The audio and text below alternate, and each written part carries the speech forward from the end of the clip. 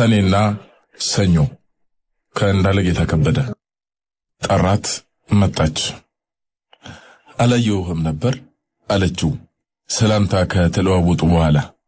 ከየት ነው? እዚህ ሰፈር አክስቴ ያለች። ስሜን ግን እንዴት አወቀው? ሌላው ሲጠራሽ ሰምቼ። አንዲት አነስ ካለች ኬክ ቤት ደጅ ስታልፍ ነበር አይን ውስጥ የገባችው። ቁመቷን ከፍ ያደረገ ጫማ ተጫምታለች። በጡት መያዣ የተወጠረ ጡቷን የሸፈነላት ዘመናዊ ቲሸርት ለብሳለች። ጂንስ ሱሪዋ ኮራ ያለ ዳሌዋን ጎልቶ እንዲታይ አድርጓል። ከአይን ውቂያ የዘለለ ቀረቤታ የላቸውም። ተያይዘው ወደ ውስጥ ገቡ። ወንበር ፈልገው ተቀመጡ። ጠባቡ ኬክ ቤት ድምጽ በዝቶበታል። ሙዚቃው ይጮሃል። የሚቅጨለጨሉ የሳቅ ጸናጽሎች በጥቂት ጠረጴዛዎች ዙሪያ ይደመጣሉ። ፈገግታውን አስገድዶ ሊያመጣው የሞከረ ቀጭንና ረጅም አስተናጋጅ አጠገባቸው ሆነ። ጭማቂ ያዘዘች፣ አቮካዶ።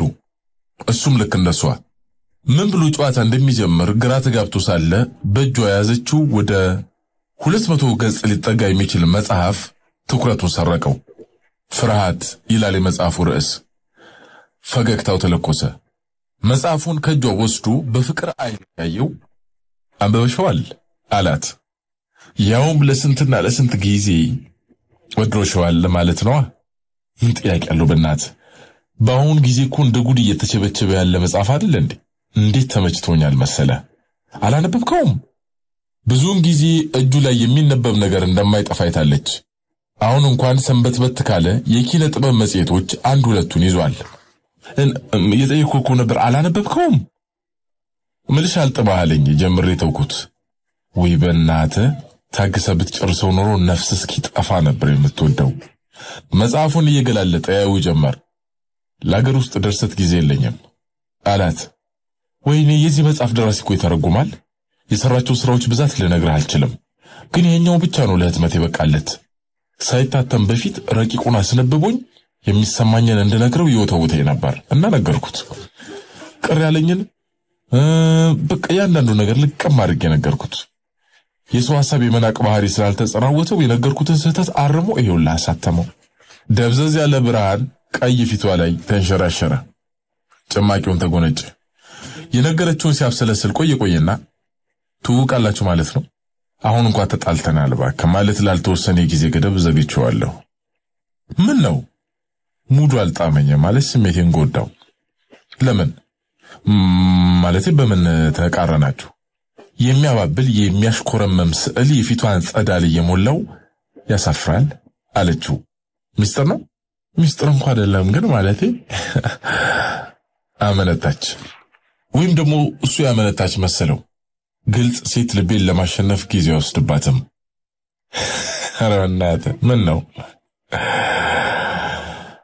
ስሜቱን የሚሸፍንና ምን እያሰበ እንደሆነ የማይታወቅበት ድብቅ ሰው ነው የምትመስለው። አልተሳሳተችም አለ በልቡ። ልክ ነሽ። እኔ ውስጥ ግልጽነት ስለሌለ ግልጽ ለሆኑ ሰዎች ከበሬታ ቸራለሁ፣ በተለይ ለሴቶች። ዝም አለችው። በምን ተደባበራችሁ? ማለት በሴቶች እኩልነት አያምነው። ገባህ? አይመና። ምክንያቱ ለየት ነው የሚለው። አንድ ቀን የሴት ራስ ወንድ ነው የተባለውን የመጽሐፍ ቅዱስ ብሂል ጠቀሰልኝ። ልክ ነው አይደል ብሎ ወጥሮ ሲይዘኝ ጊዜ ወንድ ራስ ከሆነ እኛ አንገት መሆናችን ነው ብዬ ጥያቄውን በጥያቄ መለስኩለት። አዎ አለኝ። እንግዲያውስ ራስን እንዳሸው የሚያሽከረክረው አንገት መሆኑን እንደምን ተዘነጋ አልኩታ። ጎበዝ ነሽ እባክሽ። ምን አለሽ? ማን? ሽመክት። ኦኬ ሽመክት ነው የደራሲው ስም። ታዲያስ ሽመክት ፋንቶ ነው ስሙ። ልጨርስ ልጨዋታውን ግን አደራሽ ቅር እንዳትሰኝብኝ። ከሽሜ የወሰድኩት ትልቁ ግልጽ መሆንን ነው። እና ድምጿን ቀንሳል ለጆሮ ቀርባ ሴት ጎደሎ ነው ከወንድ ካልተኛች በቀር በምንም ተአምር ሙሉ ልትሆን አትችልም አይለኝ መሰለ። አቤት እኔን ለማውጣት ያለው ጉጉት። እሺ እንደማልለው ልቦናው ያወቀ ነው። ገባ? ለማሳመን ብሎ ምንም የማይቀባጠረው ነገር አልነበረም። የፍርሃት ፈገግታ ፊቱን ሞላው። እንዴት የሚፈላሰፍ ወዳጅ ነበር ያስችው እባክሽ። አይገርምህም? በጣም እንጂ በጣም። አንቺስ ምን መለስሽለት? ልክ አይደለም አላልኩትም። ሐሳቡን የማትቃወሙ ከሆነ ለምን ለመራራቃችሁ ሰበብ ሆነ? ትቀልዳለህ ልበል? ሲያበዛውስ በእናትህ የተሻለ ሰው ተዘጋጅቶልኝ እንደሆነ ያንን ሰው መጠበቅ እንዳለብኝ ልቤን አሳመንኩት። ይሄው እስከ ዛሬ ብቻዬን አለሁ። አይኑን አየችው መርጠዋለች ገብቶታል የነፍሷን ዝማሬ የሰማ መሰለው ምን ሆነሃል ነብሮ ምን አስሽበለለህ ጭር እንዳለች ዶሮ ባንተ ነው ደስ የሚል ያመሻሽ ሽለላ ባመንዝራ አዝመራ ተነስ ግዳይን ጣል በጉብዝና ወራት ሳይነጋብህ ሌቱ ምናምን እያለች መሰለው እኔ ምልሽ ስሜቱን ይታወቅበት አልፈለገም ቀድሜ የጠቀስሽልኝ ባግጭ ወደ ያዘችው መጽሐፍ ጠቁሙ የሱ መጽሐፍ ደራሲ ከሌላ ሴት ጋር መጀመሩን በተሰቢ ምን ይሰማሻል ምንም እንዴ አትቀየሚም ማለት ተነጠቅኩ ብለሽ አትቆጭም ምልህ ቀደም ሲል ፍቅር ቢጠናብኝ ነበር በቀናት ተንጨርጭሬ እየተብሰከሰኩ ለሌቱን የማነጋው እሺ እሱስ ከሌላ ወንድ ጋር መፈቃቀድሽን ቢያውቅ ምን የሚወስን ይመስልሻል በቀጥታ የደወለ ደጅ ከሚጠኑ ሴቶች መካከል ወደ አንዱ ይሄዳል ከዚያ ያቺ የሚተኛትን ሴት እኔ እንደሆንኩ አድርጎ ያስባትና ከሷ ጋር ፍቅር ይሰራል እኔ ምልቆ የተኩሳት ልቦለር ላይ እንዲህ አይነት ወዘዴ ስለምትጠቀመው ሲልቪ አላነበብከም በእናትህ አላነበብከም ድምጿ ውስጥ የጎላ ሳቅ አለ ካልሰከረች በቀር ካፏ ተፈትልኮ እንዲወጣ የማትሻውን ቃላት ባይኗ ከመንገር አልቦዘነችም እንጀራዋን እየጋገረች ነበር እሱ ለሷ አፍለኛ ሆኖባታል እሷ ለሱ ግን የሻገተች እንጀራ ካልቸገረው እጁን ካራበው በቀር ማንም የማይቆርሳት ከልብ የሚያዳምጣት መስሎ አተኮረባት ብስል ቀይ የሆነች ወይዘሪት ፊቷ ሰፊ ነው የከናፍሮቿ ጠርዝ ደመና በሚመስል የሊፕስቲክ ከለር ተሰምሯል ከሁለቱም አይኖቿ በታች ማዲያት ማህተሙን አኑሮባታል በቀኝ አይኗ በኩል ያለው ማዲያት ዘንጉን ይዞ ቁጭ ያለ ትንሽ ልጅ ይመስላል ፊቱን ወደ ሰልካካ አፍንጫው አዙሮ ከወዲያ በኩል ያለው ማዲያት ደግሞ ከሳያለች ሳር የምትግጥ ጥጃ እንደዛን ያስመሰላት ለጥቂት ደቂቃዎች ያህል በሁለቱ መሃል ዝምታ ቦታ አግኝቶ ነበር ቦታውን ያስለቀቀው እሱ ነበር ሰውየሽን በጣም ወድጄዋለሁ እሺ ማለት ደራሲሽ መከተል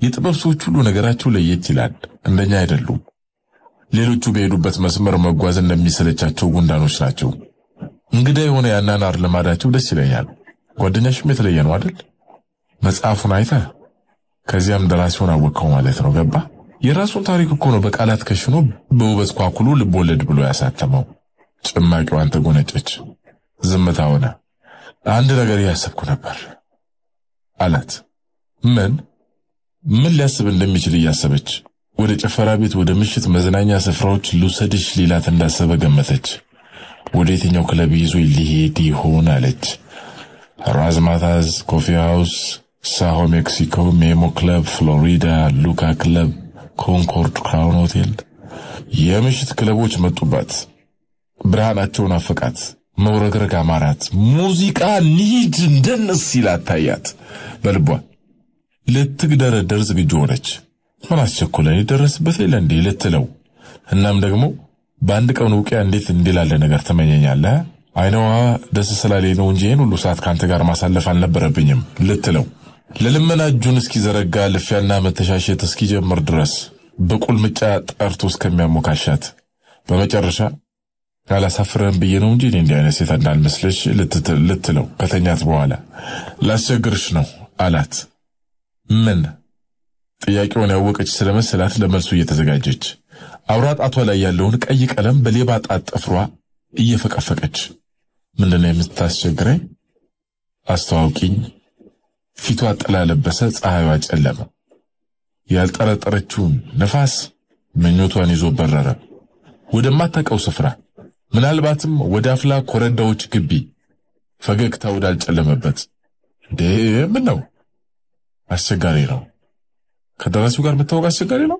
ባውንታ ጸጉር የበዛበት አናቷን ነቀነቀች በቅርብ ልታገኙ አትችልም እንዴ ርቋል ሽመክት በአርማዶ ከሄደ ወራት አልፎታል በውጭ ቋንቋዎች ጥናት የትምህርት ዕድል አግኝቶ ራሻ ሄዷል ከሄደ ሁለቴ ብቻ ነው የጻፈልኝ እንዴት አረከለል የለም ነው አንቺ ምን አሳሰበሽ አይ አላሳሰበኝም ፍላጎቴን ልታሟይ ባለመቻልሽ ሐዘን የገባሽ ስለመሰለኝ ማለት ሽመክት ፋንቱ በአርማዶ ስለሄደብኝ ብቸኝነቴን ማስታመም አቅቶኝ ለመቆያ እንድትሆነ ብዬ ፊት የሰጠው መስሎሃል አይደል ኧረ በጭራሽ ወንዶች እንዴት እንደምታስቡ አውቃለሁ እኔ ባክሽን እንደሌሎች አይደለሁም ደስ አላት እኔ እንደሌሎች አይደለሁም እንደሌሎች ያልሆነ ሰው የጀመረውን ሳይጨርስ አይተውማ አላምጦ አይተፋትም በመጠናናት አሳቡ ልታጣፍጠው የምትጓጓለትን የወጣትነት ህይወት አያደፈርሰውም።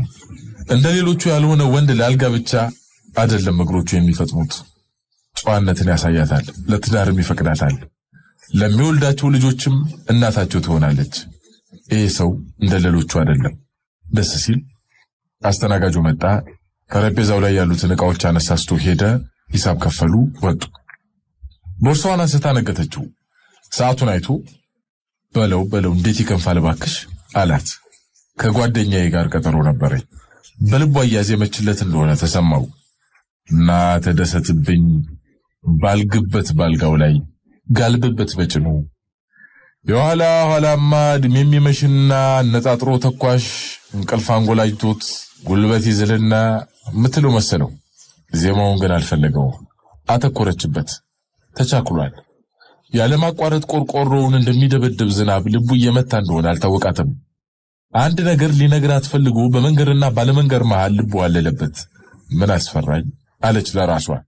ወዴት ነህ አለችው መሌቱ እንደከበዳት በሚያስተውቅ ድምጽ። እሷ ከምትሄድበት የሚቃረነውን አቅጣጫ አመለከታት። ኡራኤል አካባቢ ጓደኛ ይጠብቀኛል። ከቀጠሯችን ሰዓት በጣም ዘግይቻለሁ። እሺ ታክሲ እዚህ ጋር ለያዝ። ለስንብት እጁ ዘረጋ። ታዲያ እንገናኝ? ምን ማለትሽ ነው? እንገናኛለን እንጂ የዛሬው ቆይታችን አሪፍ ስለነበረ መደገም አለበት። መደገም ብቻ ሳይሆን መደጋገም ጭምር አለችው። በፊቱ ቆማ የሸሚዙን ቁልፍ እየነካካች በህይወቴ ለመጀመሪያ ጊዜ ባይን እንጂ ስሙን ከማለቀው ሰው እንዲህ ብዙ ሳወጋ። ለነገሩ የምትመች ሰው ነሽ። ይህን መጽሐፍ ደግሞ አንብበውና ተመለስልኛለህ። እጁ ላይ አኖረችለት። እያቅማማ ተቀበላት። እግሩን ወደ ታክሲ ሆድ እያስገባ ታዲያ ቀጠሯችን መቼ ይሆን በእናትህ? በነገራችን ላይ እኔ ሉሊት መሆኔን ሌሎች ሲጠሩኝ ሰምተሃል። አንተ ማን ትባላለህ? ላለመንገር ያንገራገር የሚመስል ፊት አየችበት። ስልክ ቁጥርን ልጻፈው? ያሾለችውን ብዕር ከስልክ መያዣ ደብተሯ ጋር ለማገናኘት ቸኩላለች። ደውልልሃለሁ። አድራሻ የተጻፈበት ካርድ ከኪሱ አውጥቶ መዳፏ ላይ እንዳኖረው የተሳፈረበት መኪና ተፈትልኮ ነጎደ። ብዙ ያወራችለትና ያወራችበት የደራሲው ስም በሰጣት የአድራሻ ካርድ ላይ መጻፉን ስታነብ መብረቅ ካጠገቧ የባረቀ እስኪመስል ድረስ ነው ድንጋጤ ታየባት። ለካስ ያን ያህል የተቀደደችው ስለሱ ኖሯል። ሲያሳፍር። አንድ ሰርጉ ውስጥ አንድ ሽማግሌ ሙሽሮችን ሊመርቁ ቆሙና አጣልቶ የሚያፋቅር አጋጅቶ የሚያጣብቅ ፍቅር ይስጣችሁ ብለው ሲመርቁ ሰማው። እስካሁን ብዙ ሰርግ ተገኝቼ ምርቃት ሰምቻለሁ። እንዲህ ያህል ምርቃት ሰምቼ አላቅም። ምን ማለታቸው ይሆን እያልኩ በህሊናዬ ሳብሰለስል ቆየሁ። አጣልቶ የሚያፋቅር አጋጅቶ የሚያጣብቅ ፍቅር ደጋግሜ ያሰብኩት። ይህንን ሳወጣና ሳወርድ እንዳጋጣሚ ሽማግሌው ምርቃታቸውን ፈጽመው እኔ ነበርኩበት ጠረጴዛ ጋር መጡና ተቀመጡ። መጠየቅም አለብኝ አልኩና አንገቴን በጠረጴዛው ሰገግ አድርጌ ደህና አሉ አባቴ አልኳቸው። ይመስገነው ደህና። ቅድም የመረቁትን ምርቃት ሰምቼው ስለማላቅ ገረመኝ። አንተ ብቻ አይደለህ፣ ብዙዎች ይገርማቸዋል። ምን ማለት ሆነው ግን? መጀመሪያ አንድ ታሪክ ልንገርህ። አንድ ጊዜ አንዲት እህት ምክር ልትጠይቀኝ መጣች። እናም እንዲህ ስትል አጫወተችኝ። እኔና ባለቤቴ ከተጋባን 8 ዓመታችን ነው። 2 ልጆችንም ወልደናል። የራሳችን ቤትና መኪና አለን። ሁለታችንም የየራሳችን በቂ ደሞዝ የሚገኝበት ሥራ አለን። ይህንን ያህል ዓመት በትዳር ስንኖር ተጋይተን ወይም ተጣልተን አናቀም። እንኳን ለመጣላት ለመፋቀርም ጊዜ አልነበረንም። ጭቅጭቅ፣ ንዝንዝ፣ በዚህ ወጣ በዚህ ወረደ የሚባል ነገር በቤታችን ታይቶ ተሰምቶ አያውቅም። ጎረቤታችንን እና የሚያውቁን ሁሉ በእኛ ይቀናሉ። እርሱን ምን የመሰለች ሚስት አለች ይሉታል። እኔን ደግሞ ምን የመሰለ ባል ነው ያለሽ ይሉኛል። አንድ ጊዜ ጓደኛዬን ለማየትና በዚያውም ለመዝናናት ብዬ ናይሮቢ ሄድኩ። ባለቤቴ ሥራ ስለነበረው አልሄደም። ጓደኛዬ ትዳር ከያዘች 5 ዓመቷ ነው። ባለቤቷ በተባበሩት መንግስታት ድርጅት ውስጥ ስለሚሰራ ነው ኬንያ ሄዱት። እነርሱ ቤት 1 ሳምንት ተቀመጥኩ። ያን ጊዜ ታዲያ የኔን ትዳር መሆኑን ተጠራጠርኩት። ጓደኛዬ ባለቤቷን በስሙ አጠራውም። እርሱም እንዲሁ። ደክሞት ከወጣ እግሩን ታጥባለች። እርሱም እንደዚሁ። ምግብ ሲበሉ እንደተጎራረሱ ነው የሚጨርሱት። ልጆቹን፣ ቤቱን፣ ሁሉን የሚንከባከቡት አብረው ነው። አንዳንድ ጊዜ በኃይል ይከራከራሉ። ሊደባደቡ ነው ብዬ ሰፈራ ለጥቂት ጊዜ ይኳረፉና ግን መልሰው ይፋቀራሉ። አንድ ቀን ታዲያ ጓደኛዬን ለመሆኑ ተጣልታችሁ ታውቃላችሁ ስል ጠየቅኳት። በጣም እንጂ እኛ መጣላትንም መፋቀርንም እናውቅበታለን። ተጣልተን ወጥቶልናል። ከጠብ በኋላ የሚኖር ፍቅር ሁል ጊዜ ምን ነው በተጣላን ያሰኘናል አለችኝ። ከዚያም ወደ ራሴ ተመልሼ አሰብኩ። እኔና ባለቤቴ ተጣልተን አናውቅም። አድርገውና አንድ ቀን ብንጣላ እንዴት እንደምንታረቅ የምናውቅበት አይመስለኝም። ግን እኛ ተጣብቀን ነው ወይስ ተፋቅረን ነው የምንኖረው ብዬ ራሴን ጠይቄያለሁ። ሳስበው ግን በመጠባበቅ እንጂ በመነፋፈቅ የምንኖር አይመስለኝም። እናም ትዳሬን ጠላሁት አለችኝ። ችግሯ ገብቶኛል። አንድ ጥያቄ ጠየቅኳት። ላንቺ ፍቅር ማለት የጠብ አለመኖር ነው ወይስ ጠብን ማሸነፍ አልኳት። አልመለሰችልኝም። ዝም ብላ አሰበች። ለመሆኑ ለምን እንደማትጣሉ ታውቂያለሽ አልኳት። ለምን ይመስሎታል? የማትጣሉ ስለማትገናኙ ይመስለኛል። የት ተገናኝታችሁ፣ የት ተነጋግራችሁ፣ የት ተከራክራችሁ፣ የት ተቀራርባችሁ ትጣላላችሁ? መጋጨት እኮ ከመቀራረብ የሚመጣ ነው። እናንተ ጠብን አይደለም የሚያሸነፋችሁት፣ ጠብን የሸሻችሁት። አለመሞትና ሞትን ማሸነፍ ይለያያል። አለመጣላትና ጠብን ማሸነፍም እንዲሁ። ሐኪሞች ለምን ክትባት እንደሚወጉን ታውቂያለሽ? ክትባቱ የሚሰራው ከሞተ ቫይረስ ነው። ለምን? ያ የተዳከመ ቫይረስ ወደ ሰውነታችን ሲገባ ሰውነታችን ጦርነት ተከፈተልኝ ብሎ ራሱን ያዘጋጃል። መድኃኒት ያመርታል። ራሱን በሽታ ለመከላከል ዝግጁ ያደርጋል ማለት ነው። ልምድ አዳበረ። በሽታውን እንዴት እንደሚያሸንፍ ኃይልና አቅም ገንዘብ አደረገ ማለት ነው። ትዳርም ይህም ክትባት ያስፈልገዋል። ወደፊት ከባዱ የትዳር ቫይረስ መጥቶ በበሽታ እናንተን ጠራርጎ ከመውሰዱ በፊት ደካማውን ቫይረስ መከተብ ያስፈልጋችኋል። ኃይልና አቅም መፍጠር ያስፈልጋችኋል። ያልተከተበ ልጅና የተከተበ ልጅ ልዩነታቸው የሚታወቀው በሰላሙ ጊዜ አይደለም፣ ወረርሽኝ ሲገባ ነው። ያን ጊዜ ማን መቋቋም እንደሚችል ይታያል። ሁለታችሁም በየፊናችሁ ትውላላችሁ። ከዚያ ወደ ቤት ትገባላችሁ፣ ራት ትበላላችሁ፣ ይቀጥላል። ቤትም ውስጥ ብትሆኑ አንቺ ጓዳ ነሽ፣ እርሱ ቴሌቪዥን እያየ ነው። ለቅሶ ስትሄዱ እርሱ ከወንዶች ነው፣ አንቺ ከሴቶች ጋር ነሽ። ዓመት በዓል ሲመጣ እርሱ በግ ይገዛል፣ አንቺ ዶሮ ትገዣለሽ። እርሱ በቱታ ጎምለል ይላል፣ አንቺ ባበሻ ቀሚስ ጎርደድ ትያለሽ። ይቀርባል፣ ትበላላችሁ፣ አለቃ ከተመ በቃ። ወዳጄ የማይፈስ ውሃ ከድንጋይ ጋር አይጋጭም። የረጋ ውሃ ይሻግታል እንጂ ግጭት የለበትም። ወንዝ ሆኖ ሲወርድ ግን አረሁ፣ ገደሉ፣ አለቱ፣ ቋጥኙ ይላተመዋል። ለመላተም አይሄድም፣ ሲሄድ ግን ይላተማል። ከመኖር ብዛት ታዲያ ፈለግ ይሰራል። ከዚህ በኋላ ኩልል ብሎ መፍሰስ ነው። እዚያ ደረጃ ለመድረስ ግን ስንት ትግል፣ ስንት ልትሚያ፣ ስንት ውጣ ውረድ አለ። ይሄ ሁሉ ወንዝ ማን ቦይ ቀዶለት መሰለሽ የሚፈሰው? በዘመናት እየታገለ በጠረገው መንገድ እኮ ነው እንዲህ አምሮ ሲፈስ የምታዩ። ትዳርም እንዲሁ ነው። እድገት ካለው ሕይወት ካለው ይፈሳል። ሲፈስ ታዲያ መላተም መጋጨት ያጋጥማል። ይሄ ግን እየተፈታ ይሄድና በኋላ የትዳር ፈለግ ይሰራል። ከዚያ በኋላ ኩልል እያለ መውረድ ነው። ፏፏቴ ይኖረዋል። ካለቱ ጋር ሲጋጭ ህመም መሆኑ ቀርቶ ውበት ይሆናል። አንዳንዶች እኮ ከተጋቡ በኋላ ወንድምና እህት ብቻ ሆነዋል። አንዳንዶች ደግሞ ሩሜት፣ አንዳንዶች ባላክሲዮን ሆነዋል። አንዳንዱ ባል ገንዘብ መስጠት አይቸግረውም፣ ሐሳብ መስጠት ግን አይሆንለትም። አንዳንዷ ሚስት ቤቷን ማስተዳደር አያቅታትም፣ ባሏን ማስተዳደር ግን አይሆንላትም።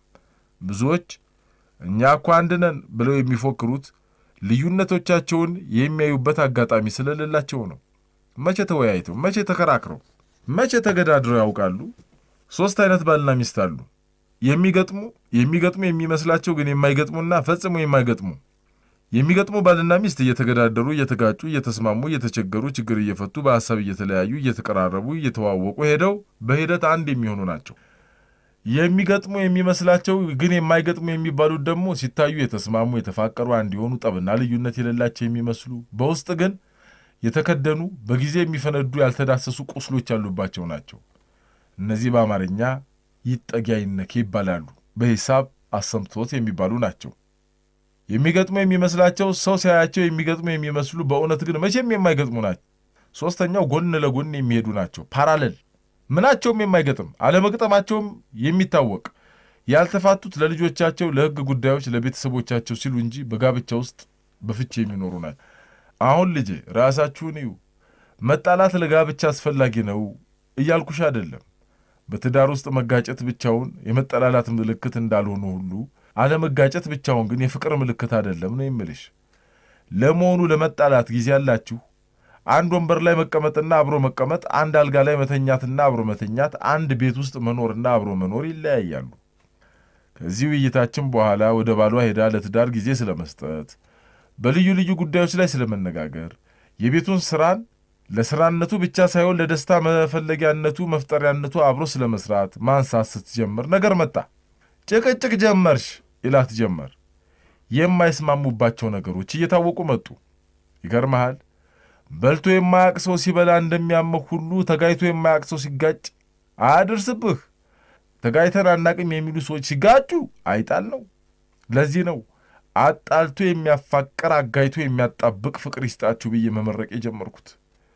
ጠብን የሚያሸንፍ ፍቅር፣ ጦርነትን የሚያሸንፍ ሰላም፣ ጨለማን የሚያሸንፍ ብርሃን የሚያስፈልገን ብዬ ጉልበት ስም የተነሳው። ሰተቴ በሚል ዲራስ ከጻፈው መጽሐፍ ላይ ደግሞ ሰተቴ ጅማ የሚኖር ሰው ነው። በደርግ ዘመነ መንግስት የመሰለውን አስተያየት ሁነኛ አስተያየት በግጥም ይናገራል። ወደ እነሱ ጠጋ ብሎ በር ላይ አስረው ይደበድቡታል።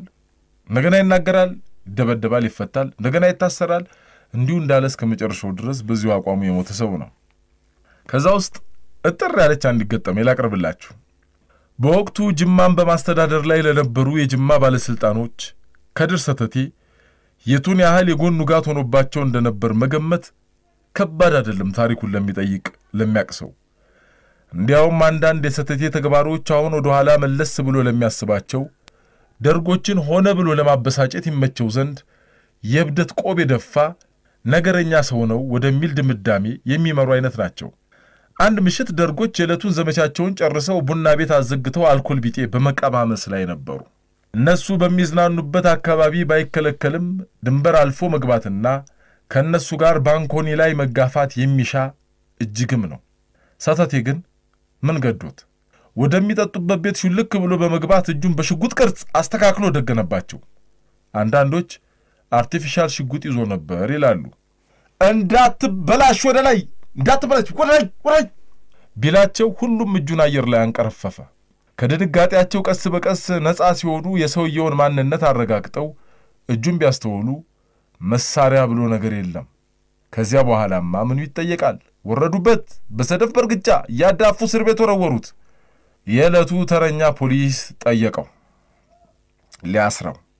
ደሞ ማንን ተራግመህ መጣህ ሲለው ከድር በተለመደ ያነጋገር ለዛው እንዲህ አለ። አሃ እኛ ያልነው ለፉገራ እነሱ የሚሉት የመግደል ሙከራ ብሎ ወርፍ። አንዳንዱን ነገር እንደ ቀልድ ማየት ጥሩ ነው ጎበዝ፣ አምርሮ አለማድመጥ ነው።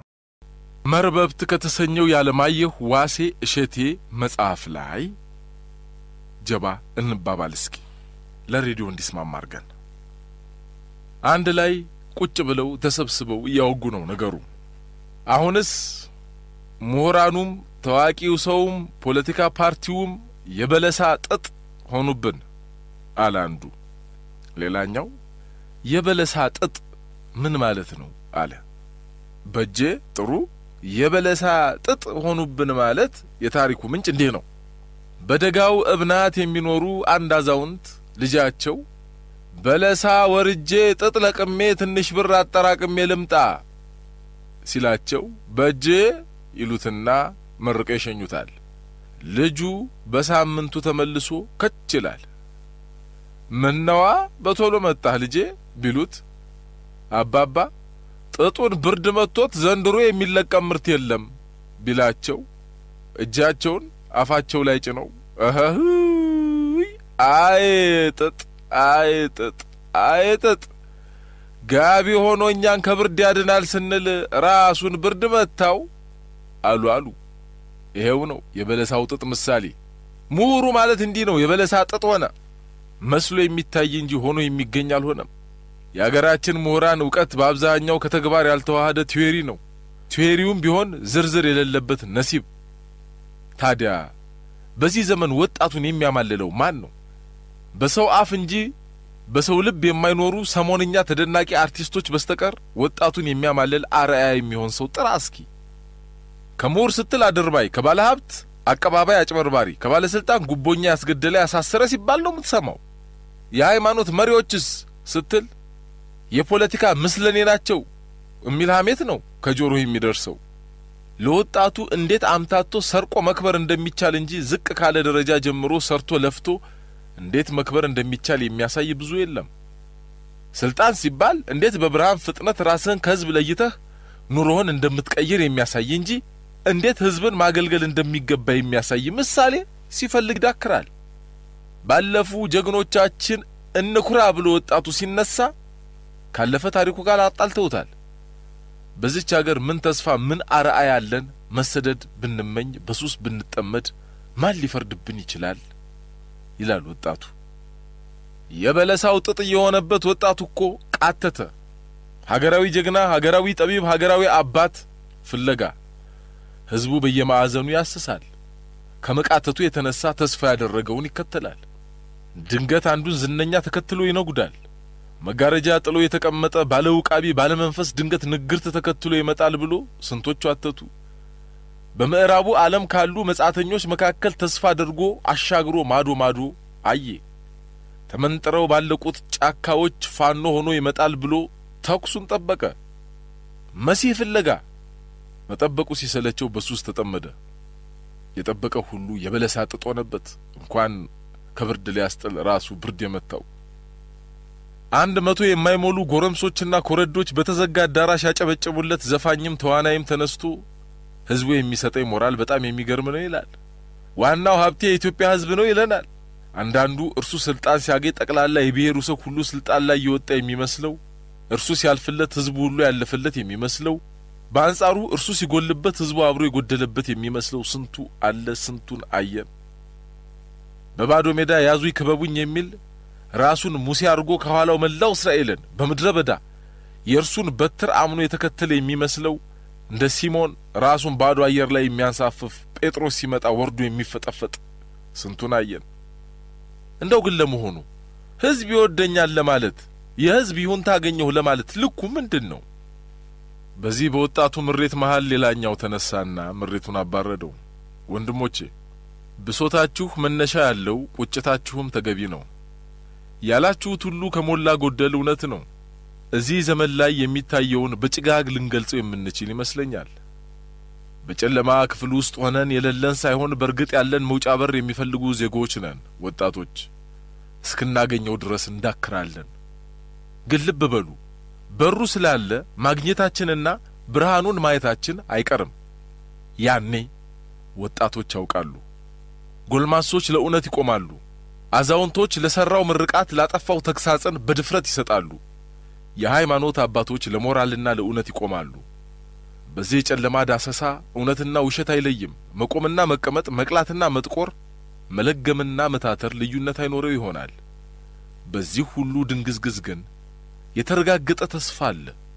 የጨለማው ዋሻ ድቅድቁ አዳራሽ መውጫ በር አለውና በር የሌለው ዋሻ ውስጥ አይደለንም ያለነው። ሁል ጊዜ ሊነጋ ሲል ጨለማው ይበረታል። የንጋቱን ጨለማ አልፈን ከንጋቱ ስንደርስ ባለ ሀብቶች ባለጸጎች ይሆናሉ። ምሁራን ጥበበኞች ይሆናሉ። ሹመኞች የህዝብ አገልጋይ ይሆናሉ። የሃይማኖት መሪዎች የምእመናን አባቶች ይባላሉ። ዜጎች ሁሉ ከስሜታዊነት ወደ ምክንያታዊነት፣ ካሉባልታ ወደ መረጃ ይዞራሉ።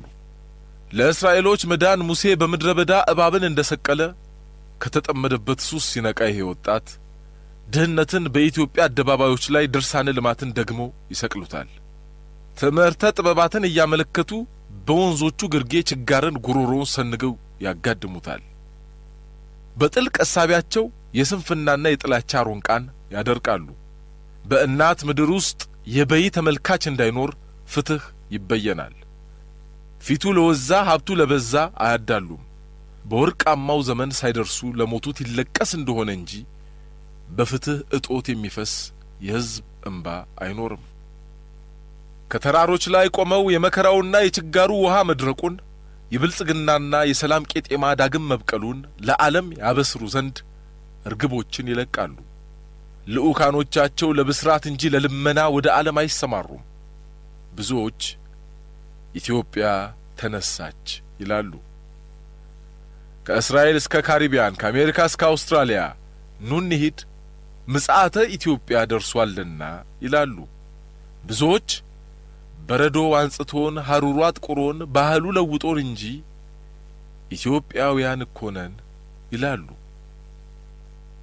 እነርሱ በወደቀው ላይ ምሳር አያበዙም።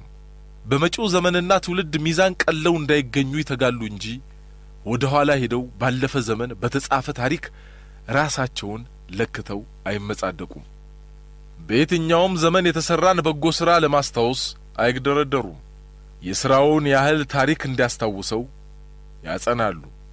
በበጎ የታሰበን ያስጀምራሉ፣ የተጀመረን ያስጨርሳሉ፣ የፈረሰን ይጠግናሉ፣ የተጣመመን ያቀናሉ፣ የሄደን ይመልሳሉ፣ የተለያየን ያገናኛሉ። በጎ ሥራን እንጂ ስህተትንና ጥፋትን እያስታወሱ ለማላዘን ጊዜ የላቸውም። በተሸናፊዎች ላይ የእብሪት ሐውልት አያቆሙም። ይልቁንም በኢትዮጵያ ድንግል መሬት ላይ ለሁሉም የሚያበራ የብርሃን አምድ ያቆማሉ እንጂ። ብርሃኑ ነጻነት ነው። ብርሃኑ የብልጽግና ነው። ብርሃኑ የአንድነት ነው። በሳተላይት ከሚተላለፍ ሬዲዮና ቴሌቪዥን ይልቅ ጓዳ ጎድጓዳውን የሚያየውን የሕዝብ ዓይንና ጆሮ ያምናሉ። ሌባን ከታማኝ፣ አስመሳይን ከታታሪ፣ ሐሰተኛን ከእውነተኛ ለይተው የሚያንጓሉሉበት ጥብቅ ወንፊት ሰፊ ሰፌድ ይኖራቸዋል። ከመካከላቸው በሕዝብ ጫንቃ ታዝሎ በስልጣኑ ሊያላግጥ ሲሞክር አሽቀንጥለው ሲጥሩት ርኅራኄ የላቸውም። ሞክረው ካቃታቸው ካፈርኩ አይመልሰኝ ግትርነት የላቸውም። ቆርፍደው ሀገር አያቆረፍዱም። ለተሻለው ለመስጠት አያመነቱም። በወጡበት መሰላል ይወርዳሉና መሰላሉን አያቆሽሹም። ተለክቶ የተሰጣቸው የኃላፊነት ዘመናቸው ሲያልቅ ቦታ ለመልቀቅ እንደ ክንስንስ ጨርቅ አይብሰከሰኩም። ከመልካም ምኞት ጋር ለባለተራው ሲያስረክቡ በቅንነት ነው። በስልጣን ዘመናቸው አይቀብጡምና ተራ ዜጋ ሆኖ ለመኖር አይሰቀቁም። እንደመሩ ሁሉ ለመመራት አይታበዩም። ከሕዝብ ጋር ነበሩና ወደ ሕዝብ ለመመለስ አይቸገሩም። ላከናወኑት በጎ ተግባር ሐውልት አቁሙልን፣ ስፍራ ሰይሙልን፣ ቀለብ ቁረጡልን አይሉም። ይልቁንም ለውድ አገራችን ለኢትዮጵያ መስራት የነበረብንን ተግባር በበቂ መጠን ያላከናወንን የማንጠቅም ባሪያዎች ነን ይላሉ። ትውልድ ግን ዘላለም ይዘክራቸዋል። በሰው ልብ ሁሉ የማይፈርስ ሐውልት ገንብተዋልና። ለሀገራዊ ችግር ሀገራዊ ቀመር፣ ሀገርኛ ስልት፣ ሀገራዊ መፍትሄ አላቸው። የአየሯ ጸባይ፣ ከገጽ እስከ ከርስ ምድሮ ያለው ጸጋ፣ የልጆቿን አቅም ጠንቅቃ ያውቃሉ። እቅዳቸው ጥንቁቅ፣ አፈጻጸማቸው ፈጣን ነው። ትውልድ እንደ ጅረት የሚቀባበለው እንጂ ዛሬ ታይቶ ነገ የሚጠፋ ተግባር አይፈልጉም። ሆነው ይገኛሉ። ሰርተው ያሰራሉ። መተራመስ የለም፣ ማጉረምረም የለም። የአገር ልጅ ተክቶ እንዳቅሙ ይሰራል እንጂ ቁጭ ብሎ አያነወርም። የብርሃኑ አምድ ወዳለበት ወደ ከፍታው ሲወጡ ሁሉም ይከተላቸዋል። ለኢትዮጵያ አምላክ የታመኑ ናቸውና የአምላክ ጸጋ ይለያቸውም። እርሱም የሥራ ፍሬያቸውን ያሳድጋል፣ የድካማቸውን ውጤት ይባርካል። ከሞተ አንበሳ ሆድ ውስጥ ማር ያወጡ ዘንድ የተባረኩ ናቸው። ያደፍጡ ዘንድ መሰሪዎች አይደሉም። በግርግር መሃል ሾልከው የሚወጡ ጥገኞች አይደሉም። በየማዕዘናቱ ያሉ ወንድሞችና እህቶቻቸው በሀገር ፍቅር ስሜት በወገን መከራ ቁጭት ነደው በመለያየት እሳት ተፈትነው ነጥረው እስኪወጡ እስኪሰባሰቡ ምልአተ ጉባኤያቸው እስኪሞላ ድረስ ጥቂት ዘመን ይጠብቃሉ። ሕዝቡ በግልጽ ይሁንታ እስኪሰጣቸው ያለመታከት በትዕግስት ሕዝቡን መስለው ከሕዝቡ መሃል ሆነው የሕዝብን ብያኔ ይጠብቃሉ። በዚህ መሃል አንደኛው ወጣት ምንድነው አልገባኝም፣ ትንቢት ነው ወይስ ሐሳብ ነው ምንድነው አልገባኝም። ይሄ ትንቢት አይደለም፣ ዘመኑ የደረሰ እውነት እንጂ ሁሉንም ጊዜና ተግባር ስለሚገልጠው ያን ጊዜ ይታያል። አሜን አሜን፣ ይሁን ይሁን።